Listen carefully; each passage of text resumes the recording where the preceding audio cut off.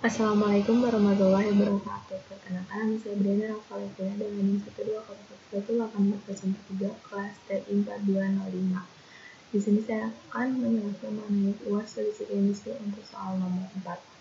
Jadi diketahui sebuah eksperimen dilakukan untuk menginvestigasi pengaruh dari 3 metode mengajar terhadap kelompok siswa yang terdiri dari 20 siswa. Setiap siswa dipilih secara acak untuk diberikan metode mengajar dan pada akhir program selama 4 pekan itu akan diuji sebuah ujian yang terstandarisasi.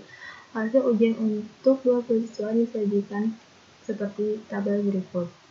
Jadi di sini ada metode 1, metode 2, dan metode 3.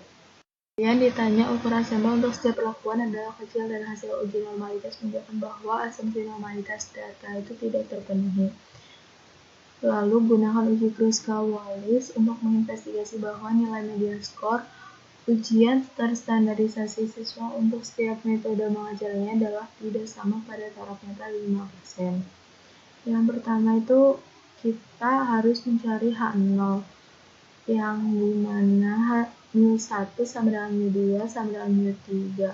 Nilai median skor ujian terstandarisasi siswa untuk setiap metode mengajar adalah tidak sama.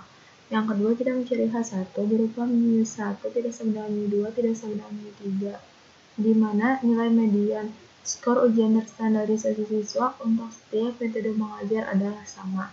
Yang ketiga adalah uji statistik tabel ranking, observasi, dan juga jumlah ranking.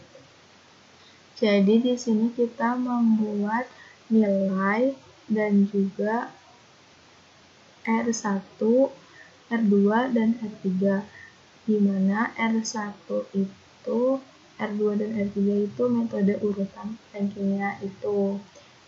Jadi contoh kita di sini semua yang paling kecil adalah 61 dan yang paling besar adalah 93. Kemudian kita menjumlahkan urutan metode rankingnya. Kita dapat R1-nya 90, kita mendapatkan R2-nya itu 40, kita juga mendapatkan R3-nya itu 80.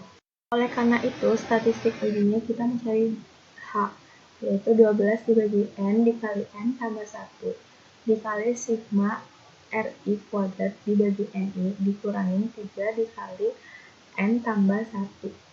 Kita menemukan hasilnya 11,762. Angka keempat, kita harus mencari daerah kritis dan kriteria uji.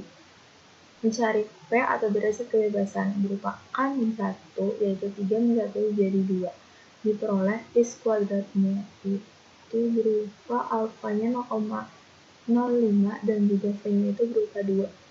Jadi kita melihat tabel F, lalu kita mendapatkan 5,991.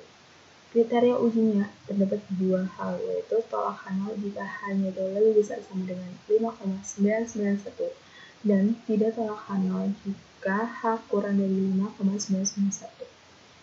Nah, langkah kelima adalah menyimpulkan. Dari H-nya itu kita dapat sebelumnya itu 41,53 lebih besar dari 5,991 sehingga H0 itu akan tolak. Pada taraf nyata yang 5% itu cukup bukti bahwa nilai median skor ujian terstandarisasi siswa untuk setiap metode mengajarnya itu tidak sama. Sekian, terima kasih. Wassalamualaikum warahmatullahi wabarakatuh.